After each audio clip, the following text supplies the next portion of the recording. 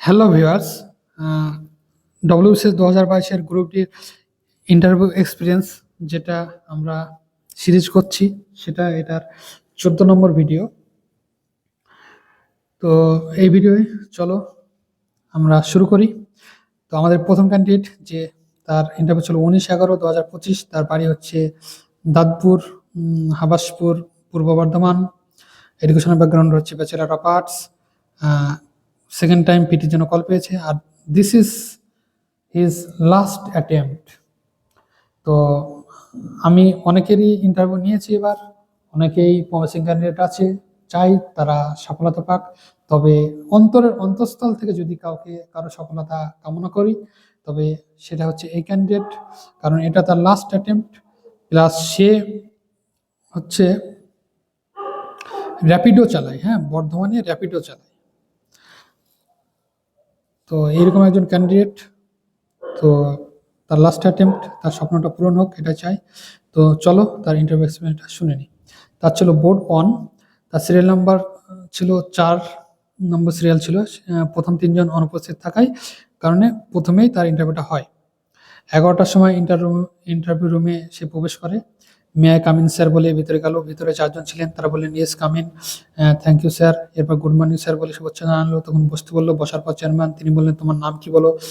সে এবার একটু তাড়াহুড়ো করছিল হয়তো, তখন বলছে একটু ধীরে বলো, অত তাড়াহুড়ো করার কিছু নেই, নার্ভাস হওয়ার কিছু নেই, একদম ধীরে সুস্থে রিল্যাক্সে আস্তে আস্তে স্পেস নিয়ে কথা বলো।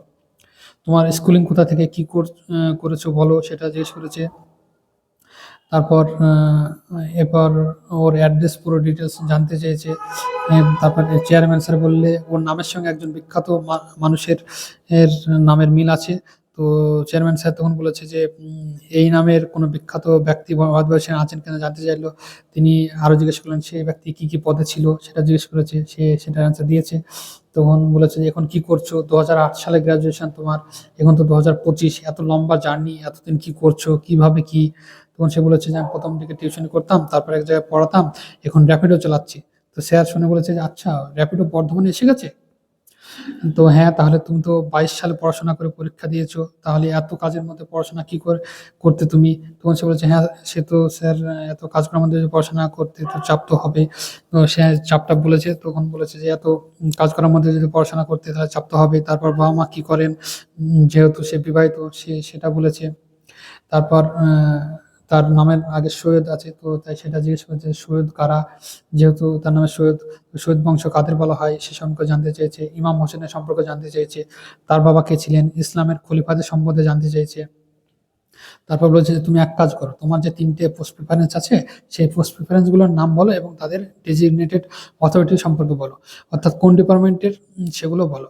তখন সে ওই ডিপার্টমেন্টগুলো ঠিক করে বলতে পারেনি, যেমন কোঅপারেটিভ ইন্সপেক্টর বা ল্যান্ড রিফিউজি রিহেবিলিটেশন ডিপার্টমেন্টগুলো একটু উলটপালট হয়ে যাচ্ছিল। তো স্যার নিজেই বলে দিয়েছে এগুলো। তারপরে তাকে বলেছে যে যেহেতু তোমার পঞ্চায়েতে বাড়ি, তাহলে তোমার পঞ্চায়েতে 3টে স্তরের নাম বলো, প্রত্যেকটা স্তরের প্রধানকে কি বলা হয় সেগুলো জিজ্ঞেস করেছে। তারপর নেক্সট জন বলেছে যে মৌলিক অধিকার সম্পর্কে জানতে চেয়েছে। মৌলিক অধিকার কেন বলা হয় সেটা জানতে চেয়েছে। মৌলিক অধিকার ক্ষুণ্ণ হলে কোর্টে কি পিটিশন করা হয়, সেই পিটিশনের নাম কি সেটা জানতে চেয়েছে। রিট পিটিশন কি কি করা হয়, কটা ও কি প্রকার, ম্যান্ডামাস প্রভিশন সম্পর্কে ডিটেলসে জানতে চেয়েছে। তোমার পলিটিক্যাল সায়েন্সের অনার্সের পাশাপাশি কি কি সাবজেক্ট ছিল সেটা জানতে চেয়েছে। সে বলেছে হিস্ট্রি, ইংলিশ। তখন হিস্ট্রির উপাদান কি সেটা জানতে চেয়েছে। হিস্ট্রি থেকে আমরা ডেট বা এগুলো কিভাবে জানতে পারি। তারপরে তাকে জিজ্ঞেস করছে পঞ্চায়েত তো 92 সালে এসছে, তাহলে তার আগে কি পঞ্চায়েত ছিল না, তারা কোন আর্টিকেলের ভিত্তিতে পঞ্চায়েত ছিল সেটা জিজ্ঞেস করেছে। তারপর কততম কনস্টিটিউশন অ্যামেন্ডমেন্ট আর কি কি পদ্ধতি মেনটেন করা হয় সেটা জিজ্ঞেস করেছে। রাষ্ট্রপতি নির্বাচনের পদ্ধতির নাম কি জিজ্ঞেস করেছে। সেই মুহূর্তে মেন যে টার্মটা ছিল সেটা সে মনে করতে পারছিল না, স্যারও মনে করতে পারছিল না। তো এটা নিয়ে স্যার বলল দেখো আমিও ভুলে গেছি, ওই যে proportional representation by means of single transferable vote যেটা হয় যে ইলেকট্রাল কলেজ, সেটাই হয়তো মনে আসছিল না। তো তারপরে জিজ্ঞেস করেছে যে রিফিউজি অ্যান্ড রিহ্যাবিলিটেশন যে পোস্টটা আছে, রিফিউজি কারা, কবে থেকে রিফিউজি কেন গণ্য করা হবে। তারপর এই পোস্টটার আদৌ কি এখন দরকার আছে, এই পোস্টে কাজ করবে তুমি, তোমার পোস্টটা তুমি কি কাজ করবে যদি তোমাকে এই পোস্টে চাকরিটা দেওয়া হয়। তারপর স্যার বলেছে পলিটিক্যাল স্টুডেন্ট তো এগুলো আর একটু ডিটেলসে তোমার জানা দরকার ছিল, সে ঠিকঠাক অ্যান্সার দিতে পারেনি হয়তো, তার জন্য বলেছে যে পলিটিক্স যেহেতু স্টুডেন্ট তোমার এগুলো আরও ডিটেলসে জানা উচিত ছিল।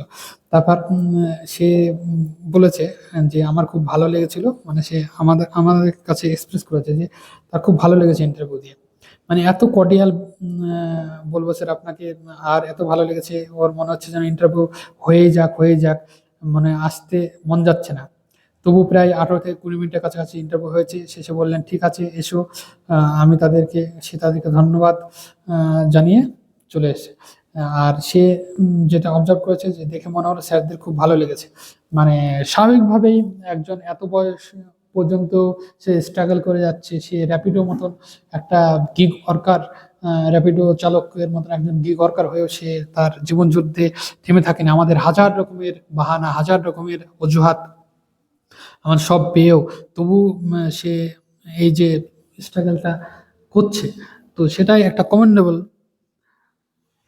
তো আশা করি সে তার লক্ষ্যে পৌঁছাক যে কোনো একটা পোস্ট পেয়ে। তো এরপরে আমরা জানবো আরেকজন ক্যান্ডিডেট, তারও 19/11/2025 ইন্টারভিউ ছিল। তার বাড়ি হচ্ছে কোন্ডালপাল, বাটিটাকি, সবংয়ে বাড়ি, ওয়েস্ট মেদিনীপুর। তারপরে এডুকেশনাল ব্যাকগ্রাউন্ড হচ্ছে বিএসসি অনার্স ইন বোটানি। তার কারেন্টলি কোনো জব করে না। তার পিটি এক্সপিরিয়েন্স সে বলেছে 4 জন মেম্বার ছিল, অল মেল, 4 জনই মেল ছিল। টাইম 12 মিনিট মতো নিয়েছে। তাকে ইন্ট্রোডিউস ইউর সেলফ, এটা বাংলায় বলেছিল। তারপর গ্রাজুয়েশন ইয়ার ও সাবজেক্ট জিজ্ঞেস করেছিল, আর কোন কোন এক্সাম দিয়েছি বা পাস করেছি সেটা জিজ্ঞেস করেছিল। নেপালের পলিটিক্যাল প্রবলেমটা কি ইন ডিটেলসে বলো, আর কোন দেশে এরকম প্রবলেম হচ্ছে সেটা জিজ্ঞেস করেছিল। তারপর ফার্স্ট প্রিফারেন্স সিআই ছিল, তাই কোঅপারেটিভ সোসাইটি সম্বন্ধে জিজ্ঞেস করলো, ওটা আর্টিকেল জিজ্ঞেস করলো। তারপর তার হবি গার্ডেনিং বলেছিল, তাই এখানে কি কি ফুল হয়, কি পোকা লাগে, কি করি, এসব নিয়ে জিজ্ঞেস করেছিল। তারপর শেষে বলল ঠিক আছে তুমি আসতে পারো। এই ছিল তার ছোট্ট ইন্টারভিউ এক্সপিরিয়েন্স। তারপরে ক্যান্ডিডেট আমরা আসবো 25/11, তার ইন্টারভিউ ছিল। তার ভিলেজ রামপুর, ভাটপাড়া 24 পরগনা, নর্থ 24 পরগনা। তার এডুকেশনাল ব্যাকগ্রাউন্ড হচ্ছে বিএসসি জেনারেল, কারেন্টলি কোনো জব করে না। 4 জন বোর্ড মেম্বার ছিল, ইনক্লুডিং একজন ওমেন মেম্বার ছিল। শর্ট ইন্ট্রো দিতে বলেছে। তারপর গ্র্যাজুয়েশনে কী কী সাবজেক্ট ছিল সেটা জিজ্ঞেস করেছে।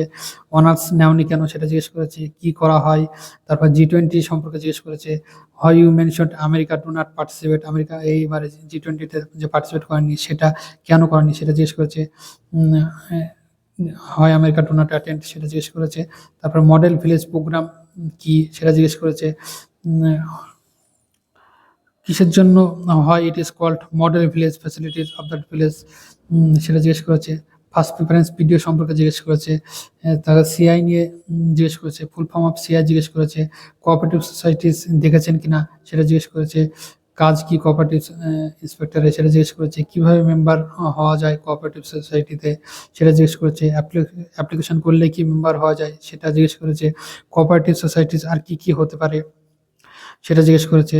তো ও আমুলের নাম করাই বললো, WBA এরকম টাইপের আছে, এটা কি আছে, যেমন ভাগীরথী বলতে পারো, ভাগীরথী মুর্শিদাবাদের, সেটা বলা যেতে পারে। তারপর পপুলেশন গ্রোথ এবং ডেভেলপমেন্টের ডিফারেন্স এগুলো জিজ্ঞেস করেছে। তো এই ছিল তার ইন্টারভিউ। আমরা আরেকজন ক্যান্ডিডেটের চলো জেনে নিই। তার ইন্টারভিউ ছিল 21/11 2025। তার বাড়ি হচ্ছে Gokul Nagar Kamat, Niyamatpur district, Malda. Educational background হচ্ছে বিএসসি ইন ফিজিক্স, কারেন্টলি সে জব করে না। তো তার বোর্ড 2 ছিল। ইন্টারভিউ ঢুকেছে তখনই তাকে বলেছে যে ও যেহেতু চশমাটা একটু ওর মোটা লেন্সের, তো তাকে জিজ্ঞেস করেছে যে তো ম্যাডাম ঢুকে প্রশ্ন করলো তোমার চোখে কি কোনো প্রবলেম আছে, যেহেতু চশমা লেন্সটা আসলে একটু কালার্ড লেন্স। তো সে বলেছে হ্যাঁ আমার চোখে হাইপারমেট্রোপিয়া আছে ম্যাডাম। তো ম্যাডাম বলেছে পাওয়ার কত, তো সে বলেছে +3D এর কাছাকাছি। তোমার নাম কি, বাড়ি কোথায়, মা কি করেন, বাবা কি করেন। তারপর হবি সংক্রান্ত কোশ্চেন করেছিল, হবি থেকে কোনো প্রশ্ন করলো না। কোন প্রেফারেন্স দিয়েছো সেটা জিজ্ঞেস করেছে, ভিডিওর কাজ কি জিজ্ঞেস করেছে, নিউজ পেপার পড়ো কিনা জিজ্ঞেস করেছে। তো সে এই ছেলেটা অত্যন্ত সৎ, তার জন্য একটা চাকরি সে অলরেডি ছেড়ে এসেছে। হ্যাঁ, গুজরাটে একটা পোস্টে ছিল, তো সেটা ছেড়ে এসেছে। আর এখানেও সৎ। তো এখানেও সে সৎভাবে অ্যান্সার দিয়েছে, নিউজ পেপার পড়ো কিনা। অনেকেই নিউজ পেপার পড়ে না, এখন তো সব ইউটিউবে অ্যানালাইসিস দেখে নেয়। তো সে সেটাই বলেছে যে, স্যার আমি যেহেতু পড়ি না, তো সিম্পল ভাষায় বলেছিল আমি যে আমি পড়ি না, আমি কোনো মেজর ইস্যু দেখি যে আমি যেটা ইউটিউব থেকে নিউজ পেপার, আমি সেটা ইউটিউব থেকে নিউজ পেপার পড়ি না। তো কিভাবে তুমি রিসার্চ করে সেটা তাকে জিজ্ঞেস করেছিল। সে তখন বলেছে যে মেজর ইস্যু ঘটে, সেগুলো আমি চ্যাট জিপিটি আছে, গুগল আছে, ইউটিউব আছে, সেগুলো থেকে একটু একটু ঘেটে ঘেটে পড়ে নিই। তো তাকে বলেছে যে তাহলে কি দেখছো তুমি বলো। তো তখন সে মেজর ইস্যু, এখন কি মেজর ইস্যু চলছে সেটা সে বলেছে এসআইআর। তো এসআইআর সংক্রান্ত অনেকগুলো প্রশ্ন করেছিল, কবে হয়েছিল, কেন করা হয়, কি করে এটার মাধ্যমে, কে কন্ডাক্ট করায়, এদের চেয়ারম্যান কে, এদের চেয়ারম্যানকে কি বলে ডাকি, মানে ইলেকশন কমিশন অফ ইন্ডিয়ার। তারপরে চেয়ারম্যানের মানে ওই চেয়ারম্যানের পদটার নাম কি, চিফ ইলেকশন কমিশনার, সেটাই জানতে চাইছে আর কি। তারে তারপর তাকে জিজ্ঞেস করছে তুমি তাহলে এখন কি করো। তো সে বলেছে যে আমি তো এখন কিছু করি না, আমি আগে একটা চাকরি করতাম, চাকরিটা ছেড়ে এসেছি। ছেড়ে আসার কারণ জিজ্ঞেস করেছিল, তো বেতন জিজ্ঞেস করলো। তো ওর নিজের ওরা নিজেরাই বললো এটা তো অনেকটাই দূর হচ্ছে, গুজরাটে পোস্টেড ছিল, আর বেতনও খুবই কম, 18,000 বেসিক পে। তাহলে তুমি এখন কি করবে ভাবছো। তো সে বলেছে যে আমি এখন ক্লার্কশিপে পাশ করে আছি, কলকাতা হাইকোর্টের এলডিএ দিয়েছি। তো আর তো এখানে সিলেকশন হওয়ার প্রবাবিলিটি আছে। আর সে বলেছে যে আর এটার মাধ্যমে তো এখানে এসেছি আপনাদের সামনে। তো সেটা বোর্ড মেম্বাররা এড়িয়ে গেছেন। তো বলেছে ঠিক আছে, তো এখন কি করো। তাহলে মানে এটা স্কিপ হয়ে গেল। তো সে বলেছে তো আমি ডব্লিউবি ওয়েস্ট বেঙ্গলের ক্যান্ডিডেটদের জন্য পড়াই। তো কি সাবজেক্ট পড়াও। তো সে বলেছে যে ম্যাথ পড়াই আর রিজনিং পড়াই। বলছে এমসিকিউ পেপারের জন্য। আহ, তো বলেছে হ্যাঁ স্যার এমসিকিউ পেপারের জন্য। বলছে আর কিছু পড়াবো না। তখন সে বলেছে হ্যাঁ স্যার ইতিহাস পড়াই, ভূগোল পড়াই। তো বলছে তাহলে তোমার ভূগোল তো ভালো লাগে নাকি। তো সে বলেছেন হ্যাঁ ভালো লাগে, তবে সেটাও ভালো লাগে, তবে ওটাও ভালো লাগে না, অতটাও ভালো লাগে না। ইতিহাস আমাকে সব থেকে বেশি ভালো লাগে, সেটা সে বলেছে। তখন বলেছে যে ইতিহাসে তাহলে প্রশ্ন করি। মহাবিদ্রোহ থেকে অনেকগুলো কোশ্চেন করেছিল, এই বিদ্রোহ প্রথম কোথা থেকে সংগঠিত হয় শুরু করে দিল সেটা জিজ্ঞেস করেছে। তখন সে বলেছে যে মানে এই মোহাম্মদের সূত্রপাত কোথা থেকে সেটা জিজ্ঞেস করেছে। তখন সে বলেছে যে মিরাট থেকে। তখন স্যার বলেছে যে বেঙ্গল থেকে না। তখন সে বলেছে বেঙ্গলের ব্যারাকপুর থেকে না। তখন সে বলেছে না স্যার ওটা বিক্ষিপ্ত ঘটনা, ওর সঙ্গে লিঙ্ক আপ আছে, কিন্তু যেটা সূত্র মানে শুরু হয়ে গেল, এরপর আর যুদ্ধ থেমে থাকেনি, এটা মিরাট থেকে, ইউপি থেকে। এভাবে কনফিডেন্টলি সে বলেছে। তো তখন তাকে জিজ্ঞেস করেছে যে ব্যারাকপুরে কি ঘটনা করেছিল বলো। তখন সে ব্যারাকপুরে মঙ্গল পাণ্ডে ওর ফাঁসি হয়েছিল এসবগুলো সব বলেছে। তাহলে রাওলাট অ্যাক্ট কি সেটা বলো। তো সে প্রথম বর্ষে যুদ্ধের একটু টান টেনে মানে আর্মস অ্যাক্ট যেটা ছিল 1915 সালে, ওটাকে কনভার্ট করে কি করে ওটা সিডনি রাওলাট অ্যাক্ট বানালো ওগুলো। তারপর ওটার বিরুদ্ধে কি কি প্রোটেস্ট চললো ওরা জিজ্ঞেস করছে। তারপর সে বলেছে মানে একা একা জিজ্ঞেস করেছে, একা একা বলেছে, মানে নিজে থেকে বেশি কিছু বলেনি, এটাই একটা প্রসেস হওয়া উচিত। তো এর প্রতিবাদে কি হলো, তারপর বললো জালিয়ানওয়ালাবাগ হত্যাকাণ্ড সেটা বলেছে। পাঞ্জাবে বৈশাখী ফেস্টিভ্যাল, তারপর কাকে গ্রেফতার করেছিল সেটা কোশ্চেন করেছিল, তারপর উত্তর দিচ্ছিল, মানে নিজ থেকে কিছু বলেনি। তারপর জালিয়ানওয়ালাবাগের হত্যাকাণ্ডের প্রতিবাদে বাংলাতে কি ঘটলো সেটা জিজ্ঞেস করেছে। তো সে বললো যে রবীন্দ্রনাথ ঠাকুর নাইট উপাধি ত্যাগ করেছিলেন সেটা বলেছে। তারপর বলেছে মালদার প্রবলেম কি কি আছে সেটা বলো। সে তখন বলেছে যে যেহেতু মালদা ডিস্ট্রিক্টের মেন প্রবলেম, মেন ইস্যু যেটা ফ্লাড, সেটা সিজনাল, মানে মাঝে মধ্যে এটা দুর্বিষহ করে তোলে এর আশপাশে যারা থাকে তাদের জীবনকে, সেটা সে বলেছে। আমরা তো সবাই জানি যে ভূতনির বন্যা। হ্যাঁ। তো তারপর দ্বিতীয় সে বলেছে মালদাতে যেহেতু আমার আমের জন্য বিখ্যাত, এটা আমি অবজার্ভ করেছি, সেটা হচ্ছে ফুড প্রসেসিং ইউনিটগুলো এখানে নেই, সত্যিই নেই। তো এটা একটা খুব খারাপ দিক। আর কি আছে সেটা জিজ্ঞেস করেছে। তখন সে বলেছে যে আর একটা জিনিস আমি অবজার্ভ করেছি, সেটা হচ্ছে এই এডুকেশন সংক্রান্ত। গ্রামের যারা প্যারেন্টস আছে তারা বাচ্চাদের আর পড়াতেই চাইছে না। এটা সব জায়গাকার একটা সমস্যা হয়ে গেছে এখন। তখন বলেছে যে কেন তোমার এই অবজারভেশন, কি মানে কি জন্য পড়তে চাইছে না। তখন সে এই যে সৎ, সেই সৎটাই আবার সৎভাবে সে বলেছে যে স্যার এগ্রিকালচারাল দিক থেকে ওদের ইনকাম সোর্সটা জেনারেট অনেকটা হয়ে যাচ্ছে, আর তার উপর যারা দেখছে যে কি যারা হায়ার স্টাডিজ করেছে ওরা কিছুটা হলেও একটু ইনকাম সোর্স কম হয়ে যাচ্ছে, ওদের স্টেবিলিটি নেই। তো এগুলো কিছুটা হলেও এফেক্ট পড়ছে ওদের মধ্যে। তখন বোর্ড মেম্বাররা বলেছে, তাহলে তুমি কি বলতে চাইছো কি আমরা মানে তোমাদের প্রমোট করতে পারছি না? তখন সে বলেছে সেই সৎভাবে যে এটা তো অস্বীকার করা যায় না, তবে এটাও ঠিক যে পড়াশোনা না করলে আর মানুষের তো বিকাশ ঘটবে না। তো পড়াশোনাটাও এর জন্য পাশাপাশি দরকার। তো আর এটাও সত্য, এই সত্যটা আমাদের মেনে নিতে হবে, এছাড়া উপায় নেই। তারপরে বোর্ডে কি কি ইনস্টিটিউশন রয়েছে সেটা জিজ্ঞেস করেছে। তো সে বলেছে মালদা কলেজ আছে। তখন স্যার স্যার নিজে থেকেই বলেছে, ও ঠিকঠাক মনে করতে পারছিল না, স্যার নিজে থেকে বলেছে মালদা কলেজ আছে, মালদা মেডিকেল কলেজ আছে। তখন সে বলেছে, স্যার মালদা গোড়ের মধ্যে পড়ছে না, এটা মালদা টাউনের মধ্যে পড়ছে। গোড় ব্যাপারটা আরো অনেকটা দূরে, সত্যি অনেকটা দূরে, ওইদিকে কোনো সরকারি ইনস্টিটিউশন নেই। তো এইটুকু বলে শেষ হয়ে গেল তার ইন্টারভিউ। বোর্ডের সামনে তার কোনো কনফিডেন্স মানে ব্রেক করেনি। আমি যখন মক ইন্টারভিউ নিয়েছিলাম তার কনফিডেন্সটা একটু লো ছিল, তো সেটা সে অনেকটা ইমপ্রুভ করেছিল 8-9 দিনে। তো সেটাই সে আমাদের জানিয়েছে যে খুব হায়ারও ছিল না, খুব লোয়ারও ছিল না বোর্ডের সামনে।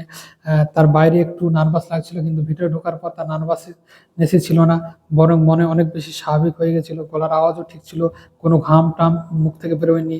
মানে যেভাবে কোশ্চেন করেছি সেভাবেই উত্তর দিয়েছি, কোনো চাপ ফিল হয়নি ভেতরে। এটাই সে আমাদের জানিয়েছে। তো একটা মজাদার ক্যান্ডিডেট, তার হয়ে যাক এটাই চাই। সে একটা চাকরি যেহেতু ছেড়ে এসছে এই বঙ্গভূমিতে থাকার জন্য, তো সেই বঙ্গভূমির সেবায় সে নিয়োজিত হোক, আহ, সেটাই চাই।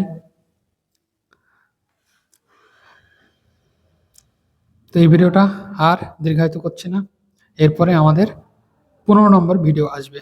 Thank you.